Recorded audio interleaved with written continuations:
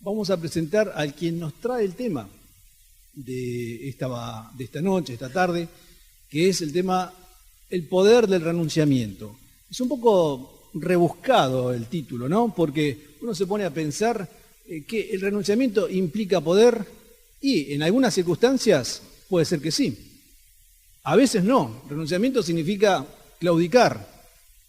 Pero quizás desde el punto de vista espiritual, y no me quiero adelantar al mensaje, quizás las cosas sean distintas, ¿sí? Por eso el poder del renunciamiento. Yo voy a invitar a Eliezer Castro, si querés venir, Eliezer. Acá vemos a un gigante, aunque no lo crean. Eliezer, hoy estaba hablando hace un rato con él y hablábamos y yo le preguntaba, ¿hace cuánto tiempo que nos conocemos? Porque nos conocimos en un campamento, uno de esos campamentos del CICE, y fue de mucha bendición, no solamente en ese campamento, sino en otros campamentos también. Y bueno, ojalá que pueda ser de bendición en esta noche para ustedes también. Esa es un poco la idea. Eliezer viene a traernos el mensaje y bueno, quisiéramos que te sientas en libertad, ¿sí? Y nos cuentes un poquito de tu familia, cómo está compuesta, si puede ser, y después entonces así largar. ¿Okay? Buenas noches. Es un gusto estar acá. Y hay personas con las que cuando uno conoce, el corazón queda ligado. ¿Por qué queda ligado el corazón? Queda ligado el corazón porque son personas que uno siente de que viven la misma pasión que uno vive. Y eso sucedió con Eduardo y su familia.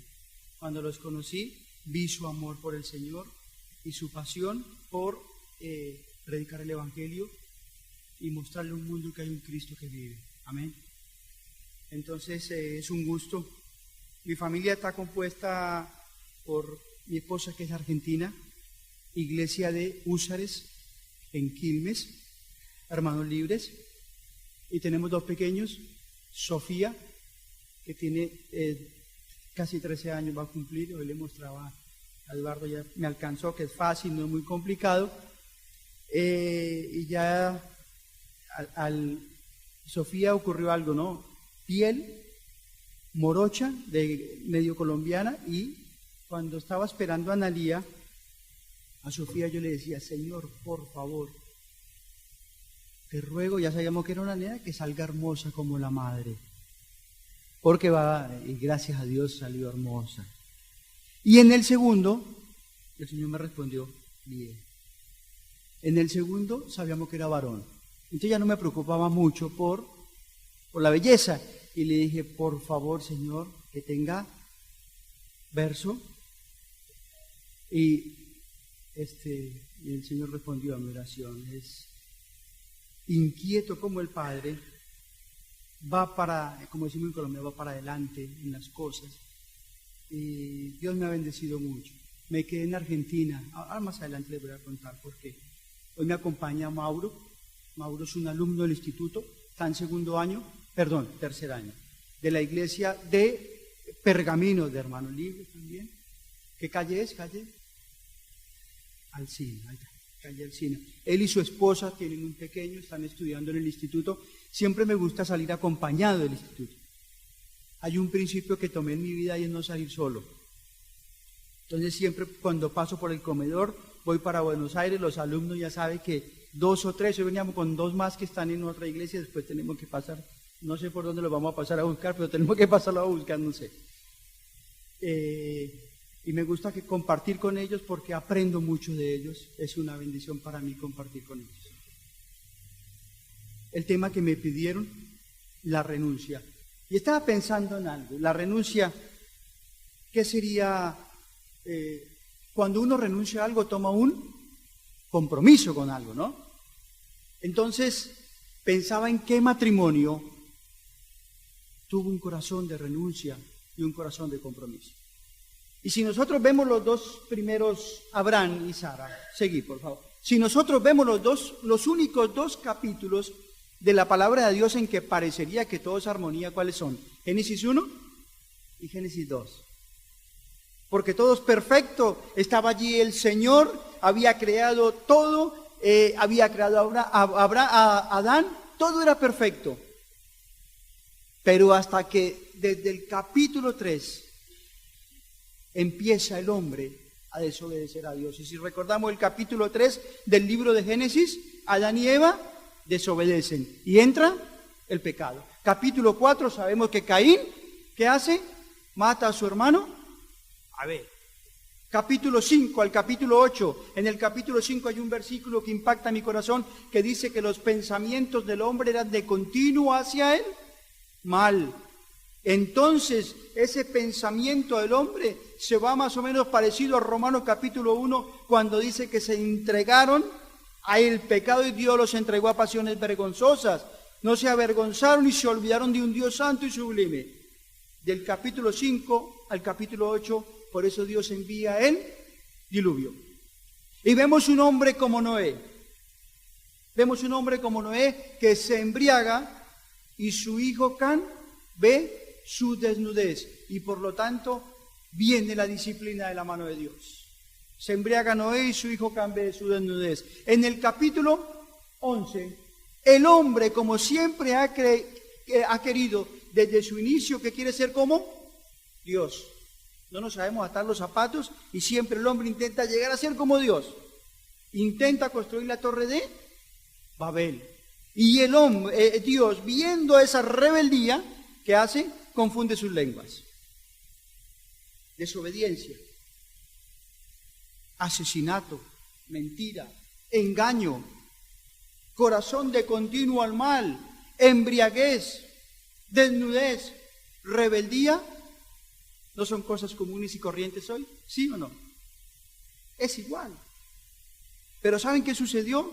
Gracias a Dios, que Dios llamó a Abraham y Sara. Seguimos, por favor. El siguiente. Dios los llamó. Vamos al capítulo 12 del libro de Génesis. Por favor, acompáñenme. Dice la palabra de Dios en Génesis capítulo 12.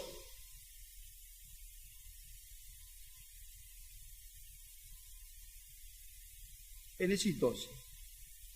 En el capítulo 11, versículo 30, dice que llamó Taré a Abraham su hijo y Lot, y salieron de Ur de los Caldeos para ir a la tierra de Canaán. Capítulo 12.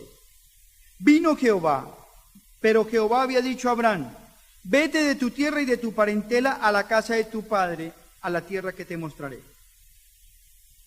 Haré de ti una nación grande y te bendeciré, y engrandeceré tu nombre y serás de bendición. Bendeciré a los que te bendijeren y a los que maldijeren, maldeciré, y serán benditas en ti todas las familias de la tierra. Y se fue Abraham, como Jehová le dijo, y lo fue con él. Y era Abraham de edad de 75 años cuando salió de Harán.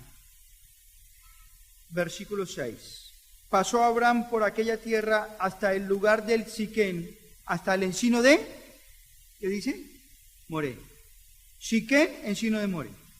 Y el cananeo estaba en la tierra, y apareció Jehová a Abraham y le dijo, a tu descendencia daré esta tierra, y edificó allí, ¿qué dice? Un altar. Luego se pasó de allí a un monte al oriente de Betel y plantó su tienda, teniendo a Betel al occidente. ¿Y qué tenía al oriente? Ai. Y edificó altar a Jehová. Vamos a ver. Bendito Dios y Padre Santo, por favor, Señor y Dios Santo, háblanos. Necesitamos escuchar tu bendita voz. Señor, que tu Santo Espíritu nos hable a través de tu bendita palabra. En el bendito nombre de Cristo Jesús. Amén.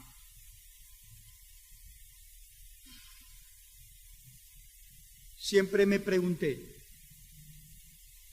¿qué sería, qué hubiera sido si Abraham y Sara no hubieran respondido el llamado de Dios cuando estaban en Ur de los Caldeos? ¿Qué hubiera sucedido si este matrimonio no hubiera respondido el llamado de Dios? ¿No hubiéramos tenido primero la nación judía? ¿No hubiéramos tenido la palabra de Dios?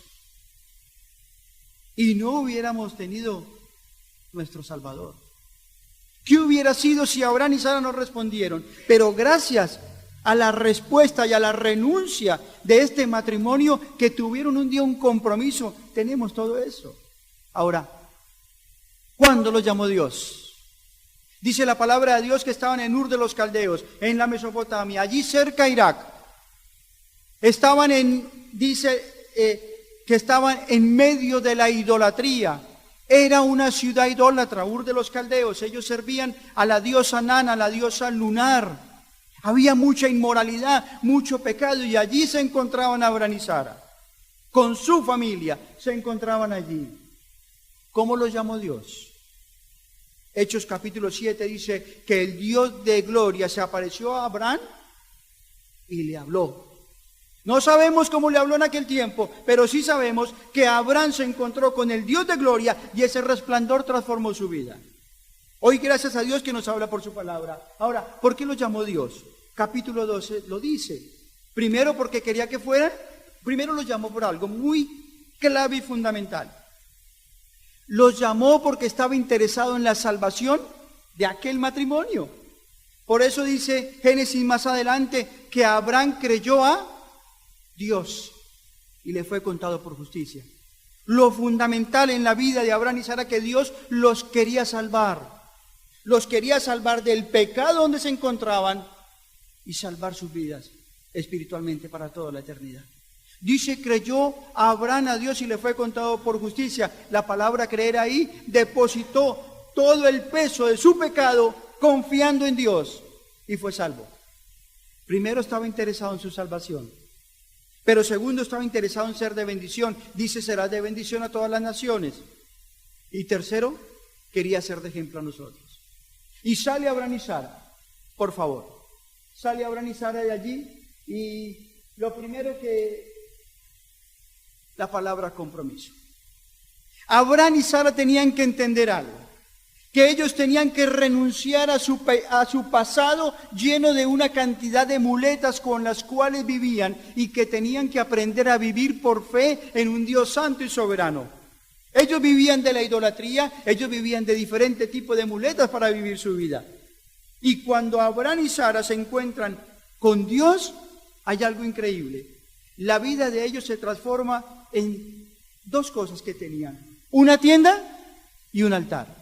La tienda, ¿por qué? Porque Abraham tenía que entender algo, tenía que entender que ya no era de este mundo, que en este mundo pasaba, era un peregrino, era un habitante peregrino, que su ciudad, ¿dónde estaba? En los cielos. Por eso su vida estaba marcada por un altar, levantaba las estacas y salía. Era algo pasajero, pero también estaba marcada por un altar. Eran extranjeros y peregrinos, pero lo segundo que tenían que entender era que tenían que adorar al Dios vivo. Y camina Abraham y Sara. Seguimos, por favor. Esto es algo que cuando empecé a estudiar hace muchos años el significado de los altares, entendí lo que era la renuncia. Cuando Abraham y Sara salieron, el primer altar que encontraron, ¿cuál fue? La primera ciudad. La leíamos. ¿Cómo se llama? Siquem. Y al lado que tenía el encino de More. ¿Alguien sabe qué significa Siquem? Siquem significa hombro, que da la idea de que cuando yo no puedo llevar nada en las manos porque es muy pesado, ¿dónde lo llevo? Al hombro. Siquem significa hombro, que da la idea de fuerza. Y encino de More significa conocimiento. Siquem, hombro, fuerza. Encino de More, conocimiento. ¿Qué tenía que entender Abraham? Que sus fuerzas, que habían dependido de la idolatría y de una cantidad de muletas con las cuales vivía la vida para sobrevivir, tenían que desaparecer, tenían que renunciar, porque sus fuerzas iban a depender de ahí en adelante del conocimiento que tuvieran de Dios. Iban a empezar a caminar por fe, era difícil. Ellos tenían todo, en Ur de los Caldeos era fácil, pero Dios los llama y les dice, van a caminar por fe, tienen que renunciar y tienen que tener un compromiso para ser de bendición a un mundo que necesita y para ser de ejemplo a todas las generaciones que vienen. Y camina Abraham en el primero. Me imagino la vida de Abraham. Mis fuerzas van a depender del conocimiento que tenga de Dios. Tengo que renunciar a todo lo que tenía antes. Y se encuentra con el segundo altar, que es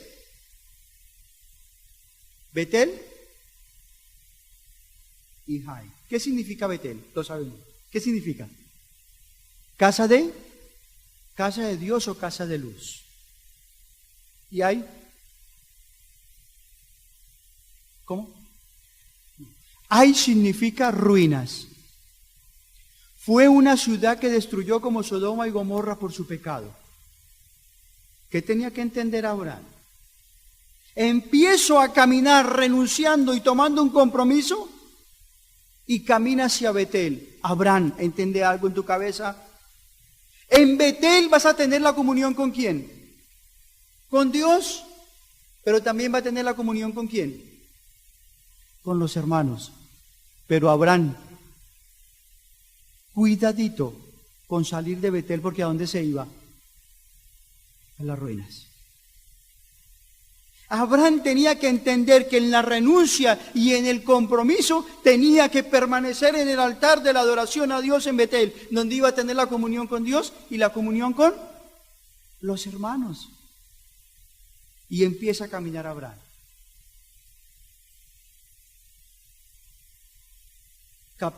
Versículo 10, dice, hubo entonces hambre en la tierra. Vamos a continuar, vamos a hacer. Sí. Hubo entonces hambre en la tierra. Y vamos a Génesis capítulo 22. Por favor, acompáñenme a Génesis capítulo 22. Porque no fue fácil. Dice el capítulo 22, aconteció después de estas cosas que probó Dios a Abraham. ¿Aconteció después de qué cosas? De todo lo que les hablé yo, que había sucedido con Abraham. Que Dios probó a Abraham y le dijo, Abraham, él respondió, heme aquí, y dijo, toma ahora tu hijo, tu único Isaac, a quien amas, y vete a la tierra de Moriah, y ofrécelo allí en holocausto sobre uno de los montes que yo te diré. Y Abraham se levantó muy de mañana, y enalbardó su asno, y tomó consigo 2 siervos. Isaac su hijo, cortó la leña, se levantó y fue al lugar que Dios le dijo. Al tercer día alzó Abraham sus ojos. Entonces dijo Abraham a sus siervos, esperad aquí, yo y el muchacho iremos hasta allí, adoraremos y volveremos a vosotros. Tomó Abraham la leña del holocausto, la puso sobre Isaac. Tomó en su mano el fuego y el cuchillo y fueron ambos. Entonces habló Isaac a Abraham su padre y dijo, Padre mío. Y él respondió, heme aquí mi hijo. Y él dijo, he aquí el fuego y la leña, mas ¿dónde está el cordero para el holocausto? Y respondió Abraham, Dios se proveerá. Y sabemos la historia que continúa Abraham más adelante. El ángel lo detiene, le dice, no mates a tu hijo, porque sé que temes a Dios. Y en aquel momento aparece aquel carnero y conoce a Abraham a Dios como Jehová Jireh, el Dios de la provisión, en lugar de su hijo Isaac, aquel carnero. Dice el capítulo 22, aconteció después de estas cosas. ¿De qué cosas? Abraham tenía que entender que en la renuncia y en el compromiso iba a tener prueba de parte de Dios. Primero la prueba de la familia cuando salió de Ur de los Caldeos. Después la prueba del hambre. Cuando fue derrotado salió mal de esta prueba porque dice que hubo hambre en la tierra. ¿Y a dónde fue? A Egipto. Y el hombre que iba a ser de bendición metió en líos a su familia. Después la prueba de la amistad, cuando le permitió a Lot que eligiera a él por vista, y él eligió después. La prueba de la guerra, cuando salió airoso porque fue a rescatar a Lot. La prueba del dinero, cuando le ofrecieron plata y él dijo no, la codicia no. La prueba de la paternidad, ahí metió la pata Abraham. La prueba de la paternidad, ¿por qué? Porque Dios le había dicho que tenía que esperar el unigénito, y llegó la impaciencia de la esposa Sara y le dijo, no, parecería que Dios se olvidó, y le dijo, toma a mi sierva, y nació Ismael, que no era lo que Dios quería, ¿no? Y de allí se metió Abraham en lío. Ahora, cuando Abraham entendió, seguimos, por favor, seguimos. Cuando Abraham entendió algo, primero tenemos que aprender a distinguir entre tentación y prueba. La tentación para la renuncia, Satanás, el mundo y la carne. Satanás quiere sacar lo peor y las tentaciones son lógicas. Casi todos nosotros somos tentados de la misma manera, ¿cierto? Por las mismas tentaciones. Pero en la prueba, Dios quiere sacar lo mejor y las pruebas muchas veces no son lógicas. Hay pruebas que a nosotros nos sorprenden porque no son lógicas. ¿Cómo le iba a pedir Dios a Abraham que ofreciera en sacrificio a su único hijo, en quien le dijo que iba a ser llamada la descendencia? Y Abraham tenía que entender algo que tenemos que entender nosotros. La vida cristiana no es fácil. En Colombia nos venden el evangelio de la prosperidad. Usted acepta a Cristo como su salvador personal y tranquilo que va a ser todo color de rosas. Si usted ofrenda tanto, el Señor le va a proveer tanto. Eso en la Biblia no está. La vida cristiana no es fácil. La vida cristiana es una vida de renuncias y de compromiso. Les digo, Abraham y Lot fueron probados, pero no fueron probados de la misma manera. Continuamos. Dios no probó a Lot y a Abraham de la misma manera. ¿Por qué? Porque sabía que Lot no crecía, era una persona que vivía en la carne. Y Abraham sí. Abraham era una persona que estaba renunciando y quería un compromiso y quería ser mejor para Dios. Ahora, arranca Abraham. Y Dios le dice, en medio de esa prueba, tenés que renunciar a lo que más te va a costar. Tenés que renunciar a tu hijo, a tu único hijo, a Isaac, el unigénito. Y arranca Abraham. Imagínense en Abraham, 3 días. Tenía que ofrecerlo no solamente en sacrificio, sino que más dice, en holocausto. O sea que no solamente lo tenía que sacrificar, sino quemarlo. Y Hebreos capítulo 11 dice que Abraham sabía por fe que Dios lo iba a levantar de los muertos. ¿Qué fe la de Abraham? Le dice a los 2 siervos cuando estaban allí, ustedes quédense que yo y el muchacho volveremos. Confío en las promesas, no confío en explicaciones. Dios tiene razones para probarnos. Primero, purificar nuestra fe. Purificar nuestra fe. Primera de Pedro dice que para que nuestra fe sea más preciosa que ¿qué? Que el oro. ¿Por qué purifica la fe? Cuando tenemos que renunciar y tomar un compromiso. Dios purifica nuestra fe porque es como cuando se prueba el oro. La escoria va saliendo y se va limpiando. Y es la única manera, a través de la prueba. También perfeccionar nuestro carácter. Santiago capítulo 1, hermanos míos, tened por sumo gozo cuando os halléis en diversas pruebas, sabiendo que la prueba de vuestra fe que produce paciencia, mas tenga la paciencia su obra para que seamos perfectos y cabales. La única manera que va a perfeccionar nuestro carácter es a través de la prueba. Y después, protegernos del pecado. ¿Por qué protegernos del pecado? Porque Dios sabe que muchas veces uno se olvida de Él o se cree que se las sabe todas y se olvida. Entonces, protegernos del pecado como el apóstol Pablo. En 1 Corintios dice que 3 veces había rogado al Señor para que le sacara ese mensajero de Satanás, ese aguijón en la carne. Y en 3 veces el Señor que le dijo, bástate en mi gracia. Y en medio de la renuncia y en medio del compromiso, Abraham tenía que entender eso, que Dios probaba. Ahora, ¿en quién podía confiar Abraham? ¿En sus emociones? No quiero ni imaginarme, yo tengo 2 hijos y les digo que este Ramiro es terrible porque allá como hay tanto campo, se sube a esos árboles que hay altos y yo trato, por mí llevaría un colchón abajo de él para que no le pase nada como lo amo. No quiero que le pase nada. Imagínense en el corazón de Abraham. Dios le pide que sacrifique a su único hijo en quien iba en la promesa, lo que más amaba. 3 días de viaje. ¿Podía confiar en sus emociones? No. ¿Podía confiar en otras personas? ¿Qué le iba a decir a Sara? Y si Sara era brava, no podía confiar en Sara, tampoco podía confiar en los dos siervos. ¿En quién podía confiar? Solamente en el poder de Dios. No podía confiar en otra cosa.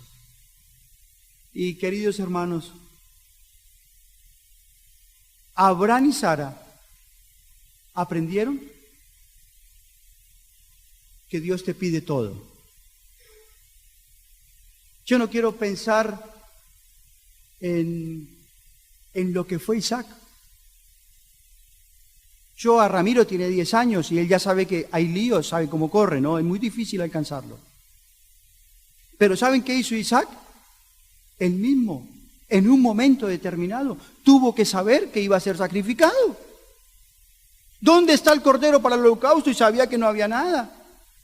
Y él aceptó, porque hay renuncia, hay entrega total de confianza en un Dios.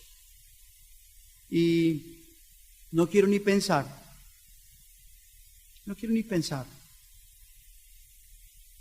en lo que fue ese momento cuando ya Abraham está con el cuchillo listo para degollar a su hijo. Pero dice la palabra de Dios en Génesis capítulo 22 que el ángel lo detiene y le dice: no temas, no lo hagas, Abraham, yo sé que temes a Dios. Y en la siguiente parte del estudio, por favor. ¿Dónde provee Dios en medio de la renuncia? Provee cuando uno se encuentra en medio de la voluntad de Dios. Abraham estaba en el centro de la voluntad de Dios. Cuando yo estoy en el centro de la voluntad de Dios, la provisión de Dios aparece. Tengo un amigo que está en la franja de Gaza, se llama Mahmoud, haciendo un ministerio. Cuando me escribe los correos y me dice cómo Dios le provee de maneras tan milagrosas, como un día que un chico le dice: Mahmoud, hace mucho que no tomamos leche, queremos para desayunar algo diferente. Y Mahmoud le dice al chico, porque él trabaja con los refugiados en los subterráneos de la franja de Gaza, y le dice: pero ¿dónde consigo leche? Y salió a comprar pan, porque les compra pan para los refugiados, y dice que caminó varios kilómetros, y cuando volvía, en unos hoyos grandes que hay en el desierto allí de Israel, dice que se encontró con una cantidad de bloques que habían caído en sogas de leche. Y son cosas que yo cuando él me contaba esto, yo digo, pero a uno le parece como si estuviera viviendo en otro mundo, como si fuera algo irreal. Pero él me contaba, Eliezer, no sé si a un avión de la fuerza israelí, no sé a quién, pero cayó leche. Y decía: Dios proveyó. Increíble, manera milagrosa. ¿Cuándo provee el Señor? Provee en el momento exacto y perfecto. Dios nunca llega tarde. Abraham y Sara tenían que entender que si ellos renunciaban a todo lo que les llegaban esas muletas, iban a tener la provisión de Dios en el momento indicado. A veces nosotros pensamos que Dios llega tarde, pero Dios no ve el tiempo como lo vemos nosotros. Dios sabe lo que necesitamos y lo que es perfecto. ¿Cómo provee el Señor? De una manera natural. Cuando Abraham tenía que ofrecer a Isaac, apareció el carnero de una manera milagrosa. ¿A quién provee? Al que obedece a Dios. A aquel que renuncia, toma un compromiso y empieza a caminar por fe. ¿Por qué provee el Señor? Porque Él quiere glorificar su nombre. No hay otra cosa. Él quiere glorificar su nombre y por eso es un Dios de milagros, un Dios que si uno toma una renuncia, su poder se va a manifestar. ¿Es el mismo Dios de Abraham el que tenemos, sí o no? Es el mismo Dios. Seguimos, por favor. Ahora, miremos esto. La experiencia de Abraham e Isaac es un cuadro del Padre y el Hijo en la cruz. Dice la palabra de Dios en Génesis capítulo 22 que Abraham y Isaac iban, 2 veces dice en el capítulo, iban juntos. Iban juntos. El Padre y el Hijo. Fue la salvación planeada desde antes de la fundación del mundo. El Padre sabía que la única manera por la paga del pecado era morir el Hijo. Pero el Padre siempre amó al Hijo. Este es mi Hijo amado en quien tengo complacencia, a él oíd. Y Jesucristo siempre decía, hago la voluntad del que amo, hago la voluntad de mi Padre. El Padre y el Hijo iban juntos. El Padre ama al Hijo y el Hijo ama al Padre. Ahora, ese cuadro maravilloso, el Hijo tenía que morir. ¿Saben qué, queridos hermanos? Cuando yo leía el capítulo 22, de que Abraham renunció a su hijo Isaac, entendí el amor de Cristo. El ángel le dijo, detén la mano a Abraham, yo sé que tú temes a Dios, no lo degolles. Pero ¿saben qué? En la cruz del Calvario no se detuvo la mano del Hijo. El Hijo tenía que morir. Isaías capítulo 52 y capítulo 53 se tenía que cumplir. Cuando Isaac le dijo a Abraham, Padre, ¿dónde está él? Cordero para el sacrificio. Lo leímos, ¿cierto? ¿Quién respondió esa pregunta? Siglos después, Juan el Bautista. He aquí el Cordero de Dios que quita el pecado del mundo. El Hijo tenía que morir. Dios no detuvo la mano sobre su Hijo. Tenía que morir porque desde Génesis capítulo 3, cuando el pecado entra en el mundo, Dios exige que el pecado sea justificado. El Hijo tenía que morir. El Hijo tenía que morir en una cruz de vergüenza y de dolor, de renuncia, para poder pagar por nuestro pecado. El Hijo tenía que morir. No había ninguna otra opción. El Hijo llevó nuestros pecados. El cuchillo y el fuego son, en este pasaje, señales de juicio. Pero la leña puesta sobre el cuerpo de Isaac también es un cuadro de que Cristo llevó nuestros pecados. Yo pienso que el Padre y el Hijo siempre estuvieron juntos desde la eternidad, pero hay un momento doloroso donde Cristo quedó solo. ¿Cuándo? Cuando dijo, Dios mío, ¿por qué me has desamparado? El Hijo quedó solo porque era la única solución por tu pecado y por mi pecado, y tenía que quedar solo en una renuncia absoluta por tu vida y por la mía. El Hijo llevó nuestros pecados. Y cuando yo miro el futuro, pienso como Job, me probará y saldré como oro. Y cuando pienso en lo que es la renuncia, ¿saben qué pienso? ¿Qué renuncia? ¿Qué sufrimientos? Cuando los miro a la luz de la renuncia y los sufrimientos de mi Salvador. ¿Qué renuncia? Me avergüenzo a veces en mi corazón de pensar en que uno renuncia o tiene un compromiso como mi Salvador. Nací en Bogotá, Colombia, hace un poquito más de 40 años. ¿Parece? Digan que no, hermana. ¿No? Muchas gracias. Vos cuidado con lo que decís, Mauro. No parece, ¿no? Bueno, nací en Bogotá, Colombia, hace un poquito más de 40 años. Familia espectacular. Mi padre tenía una empresa. Somos 4 hermanos, 2 hermanas más y un hermano. Los otros 3 son profesionales todos.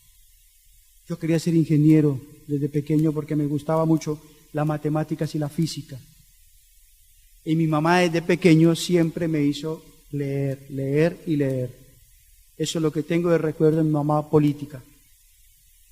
Mi papá más bueno que el agua mineral. Un hombre muy moral, muy derecho. Mis recuerdos de la infancia eran de la empresa de mi papá, a mi estudio, de mi estudio a mi casa. Pero en Bogotá un día, a la edad de los 12 años, quise visitar a un amigo y quise tener amigos en el barrio donde vivía. Y entré a la casa de este muchacho y estaba fumando pasta base. No me gustaba, no me fumaba un cigarrillo, no me tomaba una cerveza. Pero ese día quise probar. lo que el mundo me ofrecía. Entonces ese día me fumé un cigarrillo de pasta base y empezó como un juego. Cada 3 meses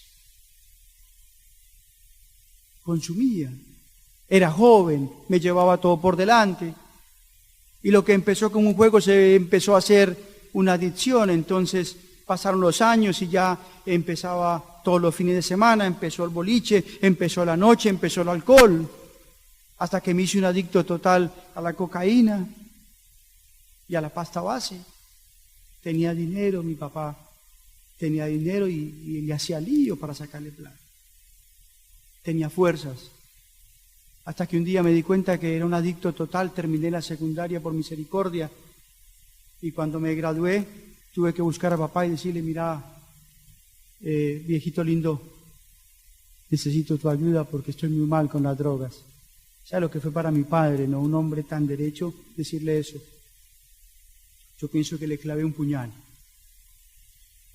Entonces mi papá empezó a ayudarme y estuve internado en varios centros de recuperación. En uno estuve 7 meses. Un día los encerré a todos y a las 3 horas estaba drogándome de nuevo. Seguí así hasta que empecé a meterme en líos.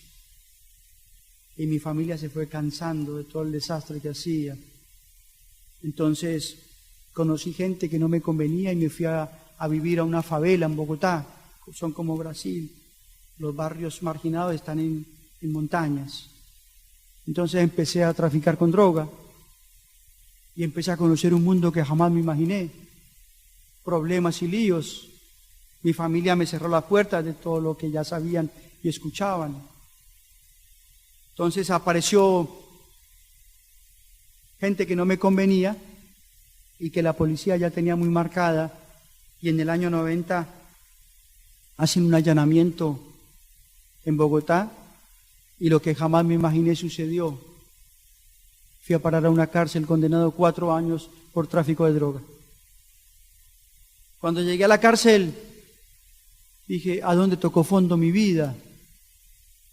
Tenía todo en mi casa, tenía un mundo por delante para poder ser el ingeniero que siempre había soñado ser, una familia, pero terminé en una cárcel. Y llego a la cárcel y me empecé a drogar peor y a meterme en líos, total, ¿dónde más iba a ir preso? Y fueron pasando los meses y en la celda donde llego había un hombre que su nombre, Humberto Holguín, estaba por una extorsión de un cuñado suyo.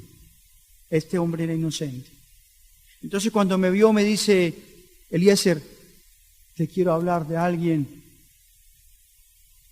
que renunció a ir a la cruz por vos.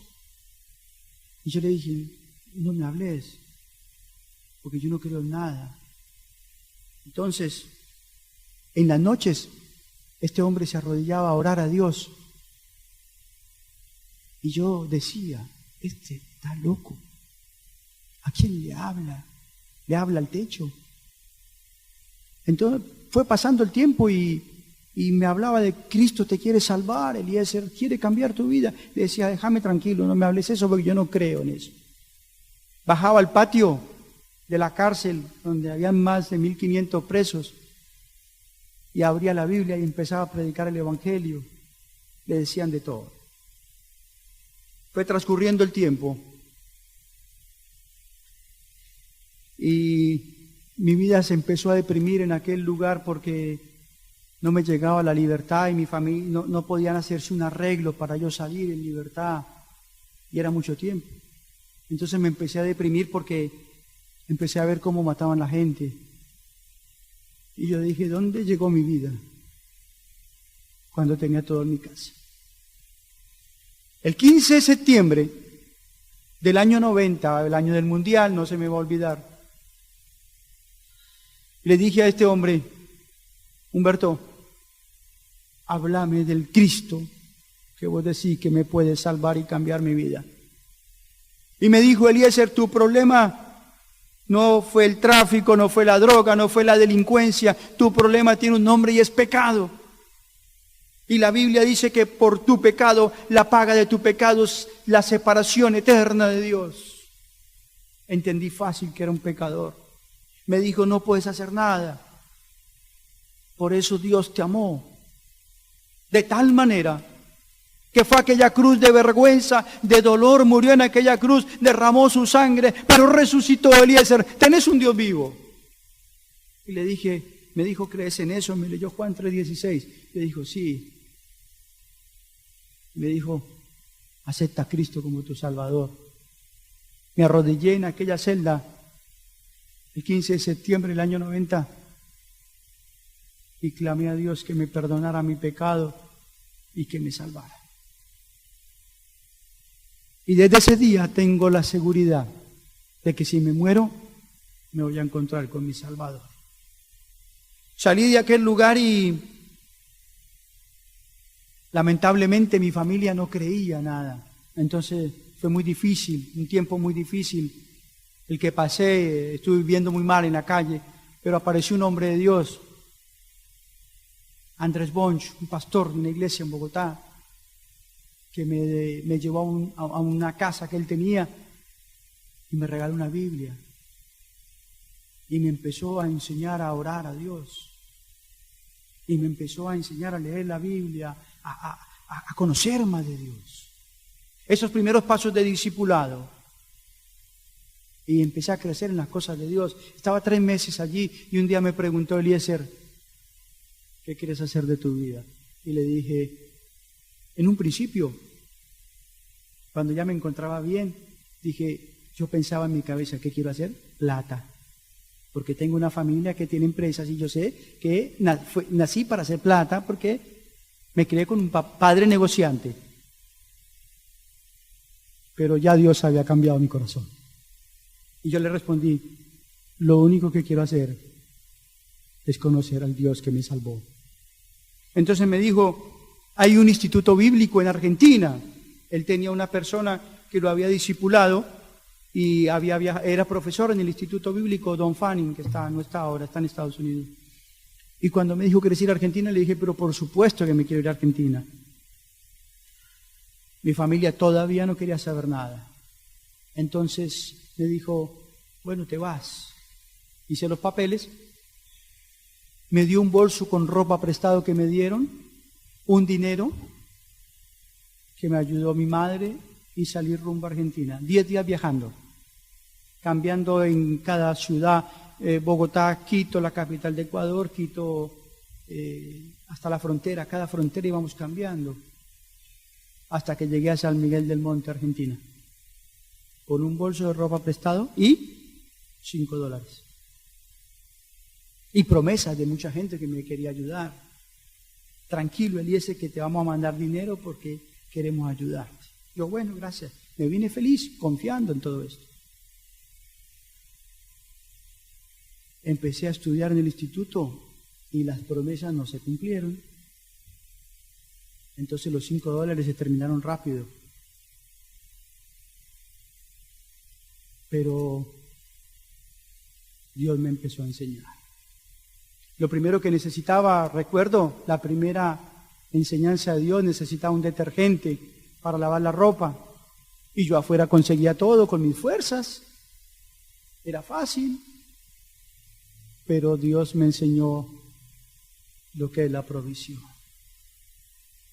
Entonces necesitaba un detergente y empecé a clamar por un detergente. Hoy en día clamar por un detergente es medio...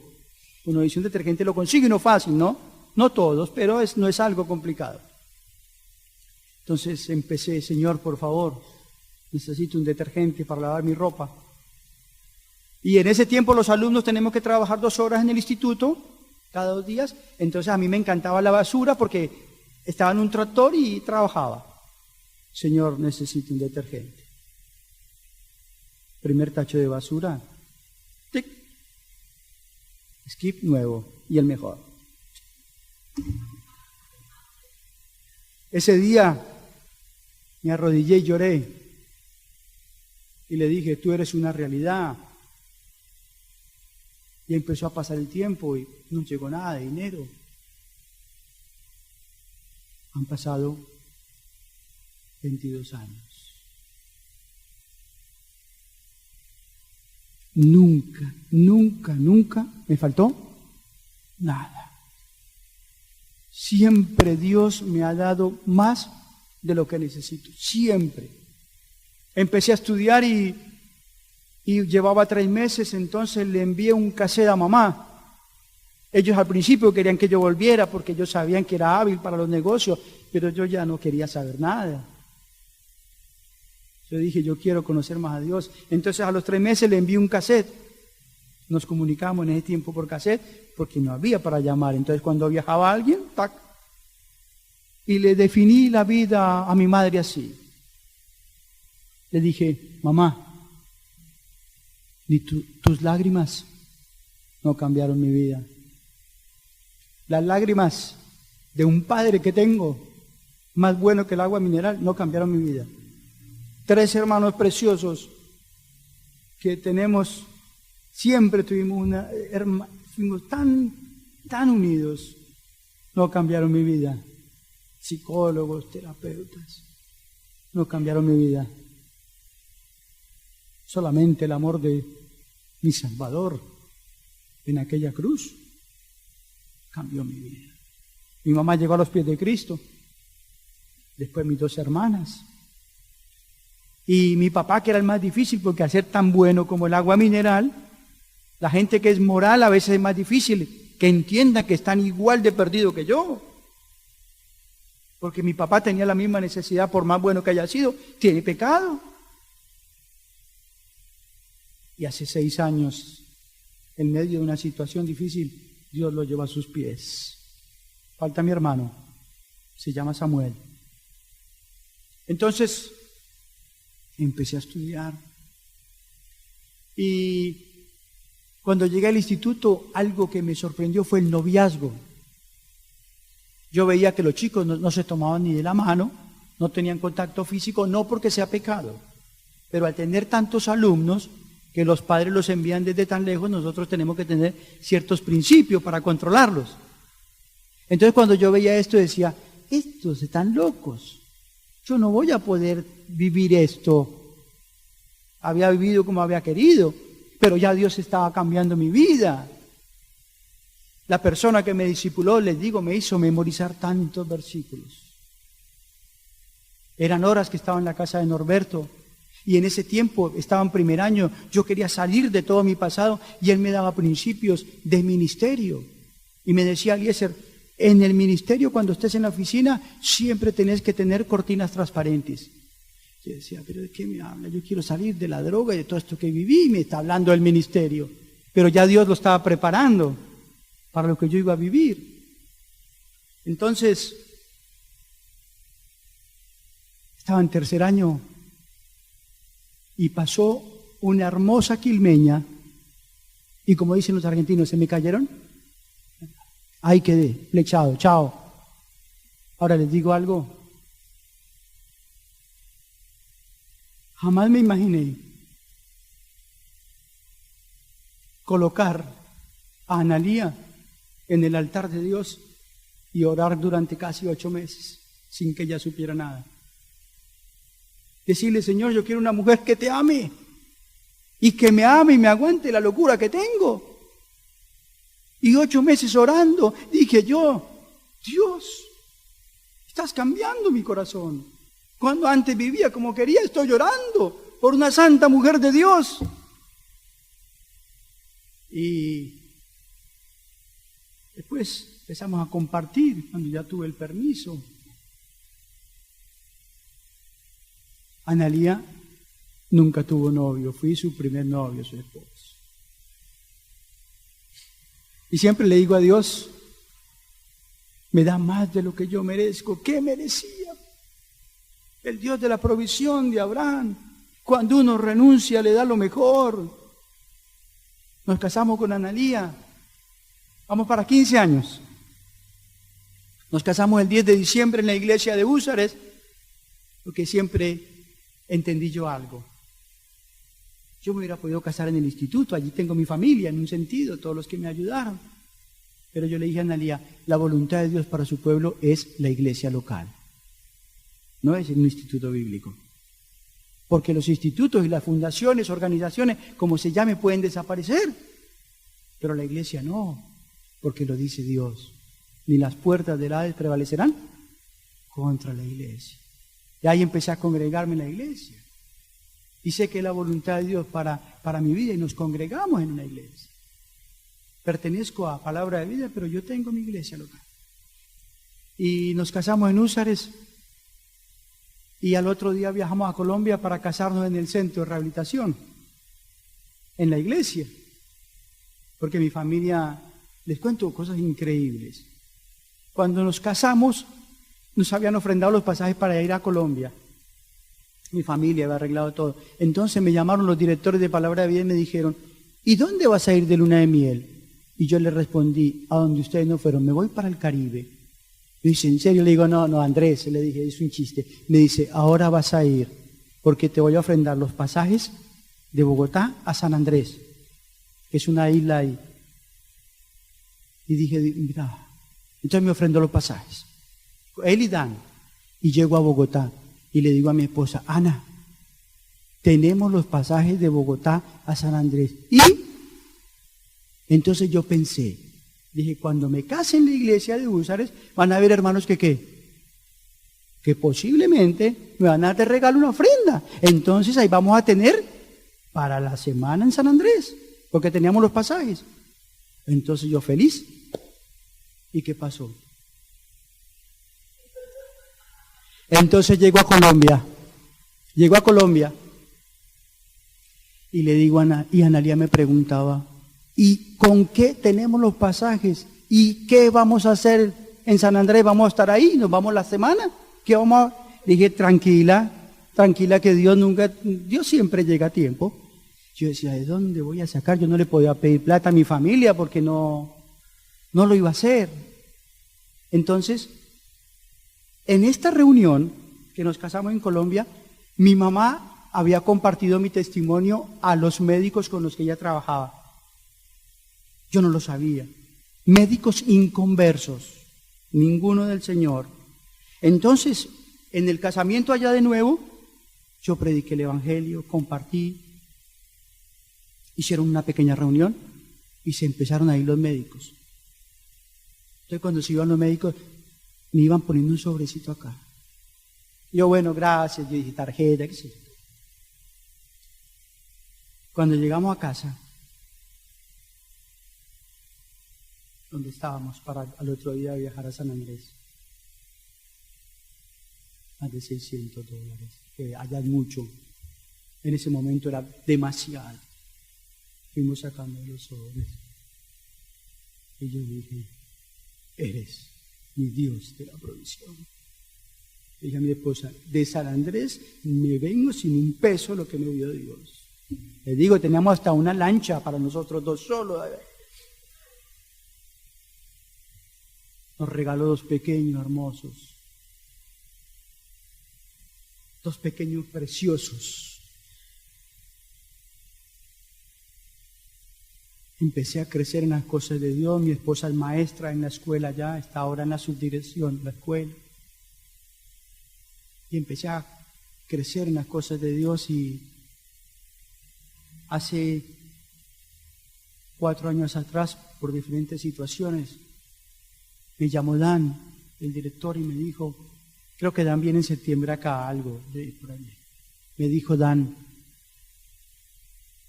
estamos orando porque pensamos que vos sos el director para el departamento de ministerio. Hay tres direcciones, estudio, vida y ministerio. Yo sabía que había gente que de pronto ha sido más cercana a ellos, que de pronto está más preparada. Y me dijo, vos vas a hacer. Yo dije, yo, Señor, son 500 alumnos, aconsejamiento, visitas, yo no puedo. Pero Dios ha sido fiel. Dios ha sido muy bueno. El año pasado me llamó un hombre del pueblo que es donde alquilamos un hotel muy grande que se llama La Posada Suiza, un hotel muy lindo. Porque yo le voy a alquilar eso para hacer las conferencias cuando invitamos gente. Entonces, hemos hecho una amistad con este hombre y el año pasado me llamó y me dijo, Eliezer, te quiero proponer algo. Le dije, sí. Me dice, he estado pensando, yo estoy muy cansado, no tengo nadie de confianza y quiero que trabajes medio tiempo conmigo. Y yo te voy a pagar un buen sueldo. Entonces me dio risa. Y le dije, perdóname, pero vos no me vas a poder pagar lo que yo gano en donde estoy. Perdóname. Entonces el hombre pensaría, ¿cuánto le pagan a este? Les comparto, no recibo sueldo. Yo vivo por fe cada día. No es que me paga el instituto un sueldo, no existe eso. Cada uno vive por fe. Entonces le digo al hombre, perdóname, pero decime cuánto te pagan, que te aseguro que yo te pago un poquito más. Le dije, no me vas a poder pagar lo que me pagan allá. Y el hombre yo creo que quedó diciendo, ¿cuánta plata le pagarán? Pero ¿saben qué me pagan?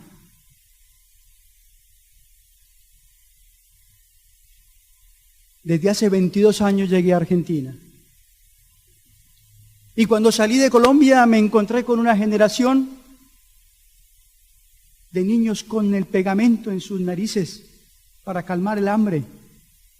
Me encontré con una generación que se llaman los desplazados, que viven saliendo de sus lugares del campo porque la guerrilla, el narcotráfico y los paramilitares los han desplazado y tienen que irse a vivir a una ciudad en medio del hambre. Me encontré con una generación que hay calles que se llaman las calles del Bronce en Bogotá, donde hay más de 20.000 jóvenes que le llaman los desechables de la sociedad, porque según ellos no sirven para nada, son zombies en estas calles, de que ya están totalmente, su cabeza no sirve. Entonces salí para la Argentina y cuando llegué hace 22 años, se veía todo lindo. Yo pasaba por Constitución, por 11, por Retiro, y era todo normal. Empecé a visitar el Hospital Muñiz. Tengo amigos que son misioneros, que los conocí allí, enfermos de HIV.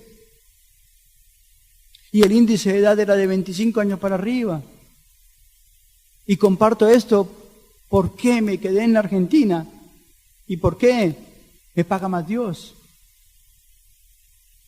Hoy en día, el Hospital Muñiz, ¿sabe quiénes hacen la fila para los cócteles? Que hacían hace 22 años homosexuales, prostitutas y drogadictos. Las hacen los pibitos con su guardapolvo pidiendo los cócteles. Si voy a Constitución y 11 ahora, no hay uno. Hay cientos de pibitos con el pegamento en su nariz. A donde vaya, me volví a encontrar con Bogotá. Entonces, ¿qué me paga Dios? ¿Saben que nunca me va a poder pagar ese hombre que me ofreció trabajo? Que hemos ido a buscar tantos jóvenes que hoy en día son misioneros para Dios, porque en su gracia nos usa. Les digo, queridos hermanos, hay que renunciar, porque esto es pasajero. ¿Qué me va a pagar ese hombre? Es imposible con el pago que me da Dios. Y les digo, he aprendido a ser esposo, he aprendido a ser padre, me equivoco, pero yo quiero que mis hijos amen a Dios y que tengan de pronto lo que yo no tuve de pequeño. Hay dos cosas que aprendí de la renuncia de Abraham. Lo primero, mis fuerzas van a depender del conocimiento que tenga de Dios. Nada más que eso. Mi fe va a depender de lo que yo conozca de Dios. Y segundo, nunca te salgas de Betel. Hay tantas familias destrozadas porque un día salieron de Betel, el esposo, la esposa o el hijo. Y si te salís de Betel, ¿a dónde vas? a las ruinas. Jamás hay que salir de Betel. Porque en Betel tengo la comunión con mi Dios. ¿Y la comunión con quién? Con mis hermanos. Les digo algo, mis amigos, donde yo puedo derramar mis lágrimas, son amigos de iglesia local, son pastores,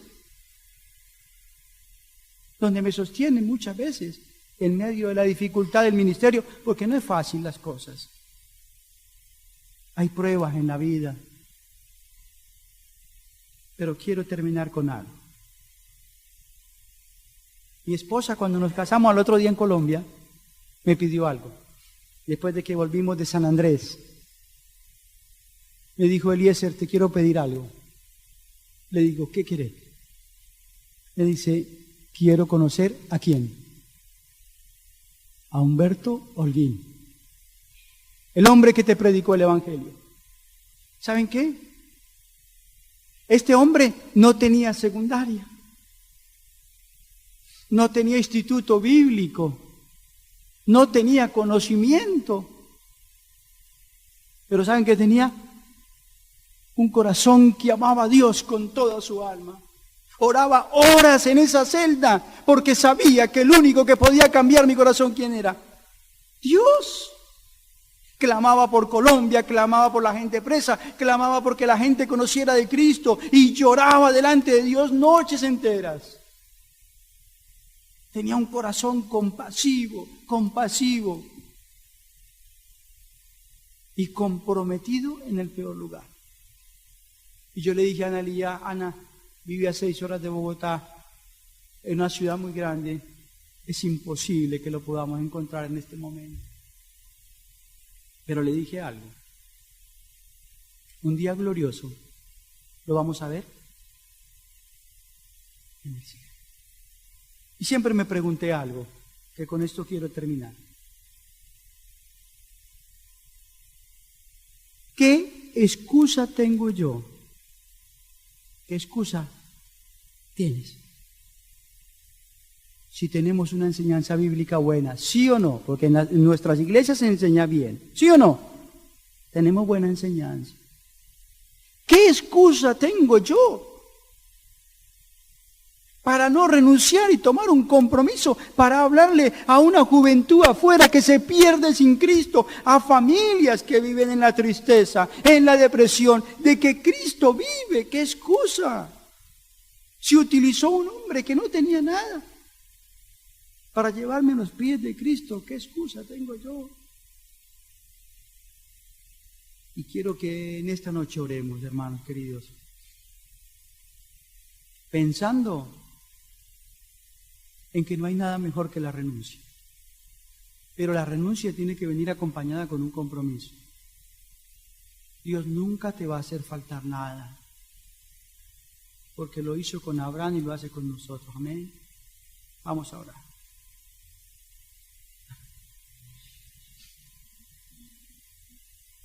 Yo primero quiero, todos con los ojos cerrados, por favor. Primero quiero hablar a aquella persona que no tiene a Cristo como su Salvador. La palabra de Dios dice que la paga del pecado es muerte, separación eterna de Dios. La palabra de Dios dice que no hay justo ni aun uno, de que todos somos pecadores separados de Dios. Y por ese pecado mereces el infierno. Lo primero que en esta noche tienes que entender, si no aceptaste a Cristo, que sos un pecador o una pecadora perdido y sin esperanza. De que no puedes hacer nada para ir al cielo. Pero la palabra de Dios dice: porque de tal manera amó Dios al mundo que ha dado la solución, ha dado a su único Hijo, para que todo aquel que en Él crea no se pierda, mas tenga vida eterna. La realidad del pecado es lo primero, pero Cristo vino, murió en aquella cruz, derramó su sangre y resucitó por tu pecado. Ahora, dice: para que todo aquel que en Él crea. Y en esta noche, si no tienes a Cristo, tenés 2 posibilidades: creer o no creer. ¿Qué tienes que creer? Que sos un pecador o una pecadora perdido y sin esperanza, y que Cristo murió, derramó su sangre por tus pecados y resucitó. Y en esta noche, allí donde estás, por favor, Dios conoce tu corazón y tu mente. Decile a Dios con tus palabras allí donde estás, en el silencio de tu corazón, decile a Dios, Dios, hoy entendí de que hay pecado en mi vida y que ese pecado me separa de ti. Decile así. Dios mío, soy un pecador o una pecadora perdido. Lo entendí y creo eso. Pero creo que Jesucristo murió, derramó su sangre y resucitó por mis pecados. Decile a Dios con tus palabras allí donde estás. Creo que Jesucristo murió, derramó su sangre y resucitó por mis pecados. Y pídele a Dios, entra en mi corazón y sálvame, Dios. Entra en mi corazón y sálvame. En el nombre de Cristo Jesús. Amén. Con los ojos cerrados todos. ¿Alguien le pidió a Dios esto? Levante su mano y vuélvalo a bajar, por favor. ¿Alguien así? ¿Alguien le pidió a Cristo que le salve? Quisiera saberlo si levantas tu mano y vuelves a bajar, por favor. ¿Alguien así? Bueno, vamos a orar.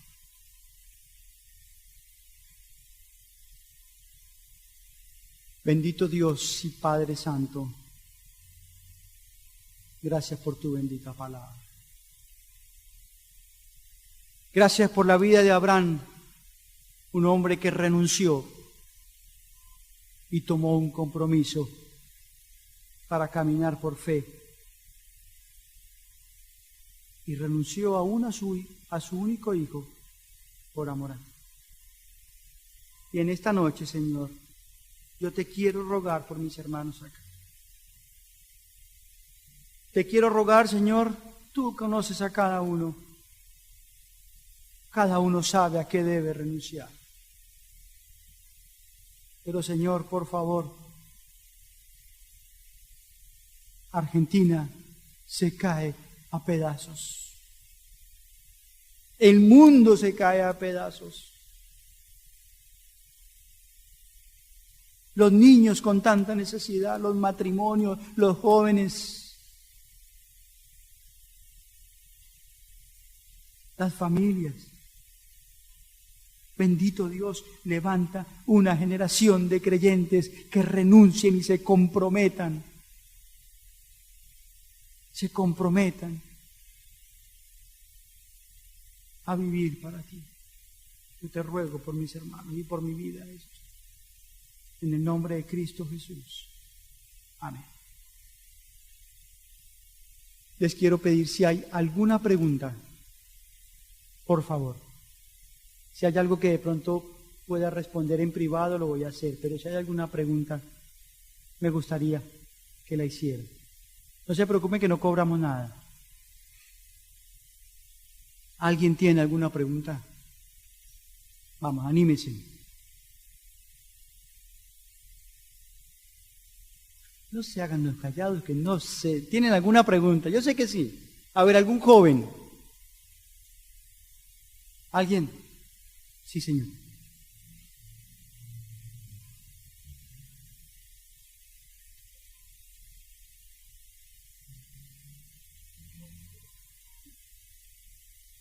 Sí, sí. Tenemos un taller para adicciones. Se puede hacer, sí, señora. Donde una de las cosas a veces es que tenemos que prepararnos para todo esto. Y sí hay talleres para esto que les podemos ayudar. Sí lo podríamos hacer. ¿Qué más? A ver, pregunte. ¿Sabe qué compromiso tienen? El compromiso más grande, porque ¿quiénes son los encargados de guiar a mis hijos? Ustedes, los jóvenes. La generación de mis hijos van a tener el más grande compromiso. Yo como padre lo hago, pero ¿saben qué? Ellos escuchan a su generación que sigue. Es así. Y ustedes tienen el compromiso más grande. ¿Saben por qué? Porque el mundo no va a mejorar El mundo, el pecado avanza de una manera increíble. ¿Es así o no? Y va a avanzar. Esto no va a mejorar. La economía no va a mejorar. No va a mejorar. Y el único que puede cambiar esa vida de esos pequeñitos y de esos jóvenes es la palabra de Dios, pero una generación comprometida con Él. Nada más. Yo los animo a los jóvenes a otra cosa. Nunca prueben. Ese día que yo entré a la casa de mi vecino, si yo hubiera visto mi futuro, ¿ustedes piensan que yo hubiera probado? No hubiera probado jamás con el pecado. El pecado siempre paga mal. Siempre. Entonces los animo a eso. ¿Alguna otra pregunta? O nomás porque si no, no cenamos, ¿no? Bueno, gracias Eduardo. Muchas gracias por su atención, ¿eh?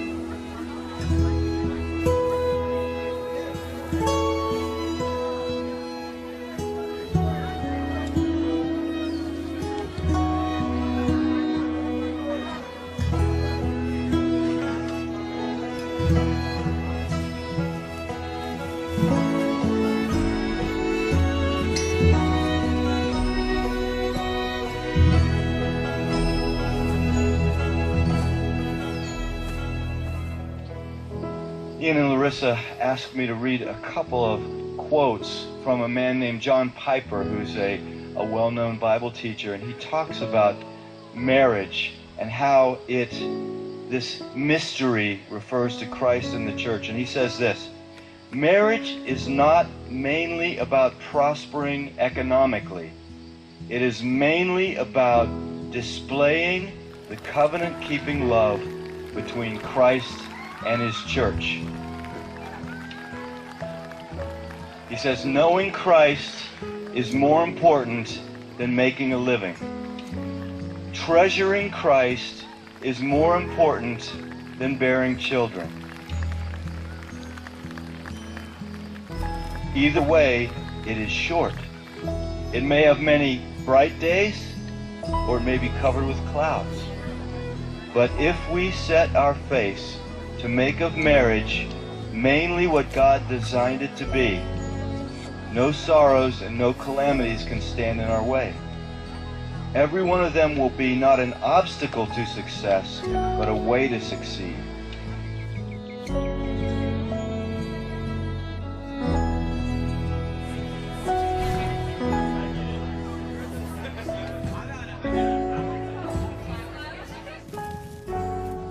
The beauty of the covenant-keeping love between Christ and His church shines brightest when nothing but Christ can sustain it.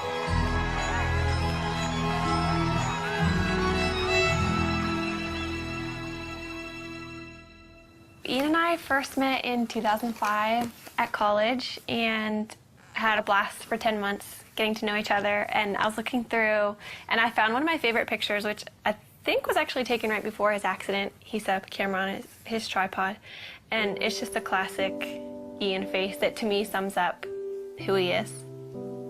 We'd been dating for 10 months and he was working an extra job for his dad, and he was on his way to work near Pittsburgh.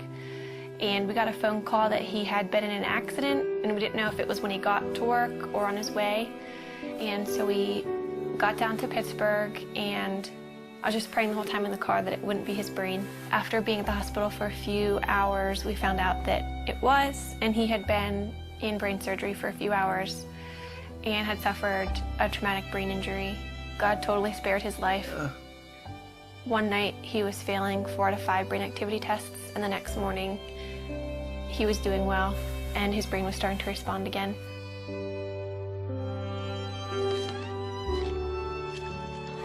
I moved in with his family after the accident, so I was really involved in his therapy and just did whatever I could to make his life fun. We'd go out on dates, and looking back, it's weird because he couldn't talk and he couldn't eat. So we probably looked like complete weirdos being on dates, but we had a blast, and I just talked to him all the time. I knew that before Ian's accident, he was very serious about marriage and was ring shopping. So I knew where he was, and that helped me so much. After he couldn't talk, I knew that he loved me, and I knew where he wanted the relationship to go because we were dating very intentionally. We just prayed that marriage would someday happen and watched all of our friends get married and start having families. That was challenging, but we just tried to hold out hope that that would be us someday.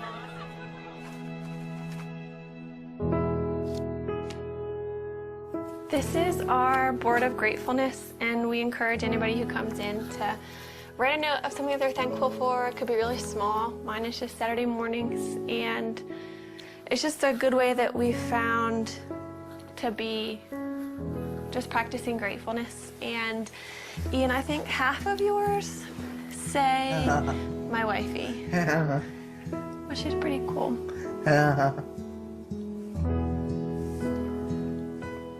We decided that we couldn't really consider marriage as an option until Ian was able to communicate. But if he could communicate with me, then we could have a marriage, knowing it would be really different. But as long as Ian could talk to me, then we could make it work. So once Ian began communicating, it became a little bit more of an option. And then we just kind of watched Ian progress. Hi, husband. Hi, wifey. How are you? What? How was your day? Yes. A conversation I had with his dad, it was one of those conversations where I realized this could happen. Then that August, his dad was diagnosed with brain cancer. And at that point, his dad's biggest concern was Ian and I, and whether or not we were going to get married or step away from our relationship. He wanted us to make a decision to move our lives in some direction. He passed away before he was able to see us get engaged, but that was a huge impetus in why we started to pursue engagement.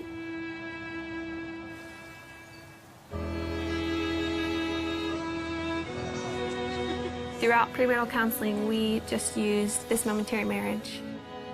It was so helpful because John Piper talked a lot about primary things and secondary things, which is really important for us because when we're walking out our marriage practically, Ian can't do the secondary things like working or making a meal for me. Everything that's primary, though, he can do, which is leading me spiritually. Ian always comes back to the foundational truths of who God is and kind of reels me back in from my emotions, and that's the most important thing. We have two friends that we're going through the book with. I think we've just been able to help them see that maybe the little things that they're excited for about marriage are worth being excited about, but they're not the end all and be all of their marriage. But we also have so much to learn, and we're learning from them and things that they share because our relationships are different and we can glean different things from each other. I think what helped us in deciding to make this commitment to each other, at least for me, is knowing that Ian wouldn't have left me if the roles were reversed, and that we love each other and we know that God's going to be faithful to our marriage. We're able to love each other with, I think, a more Christ-like love because of Ian's disability, and just to understand that picture a little bit better than if you were healthy. Yeah. Do you agree? Yes. What about God enables you to have a happy marriage? You know, What? he's awesome. He's awesome. Yeah.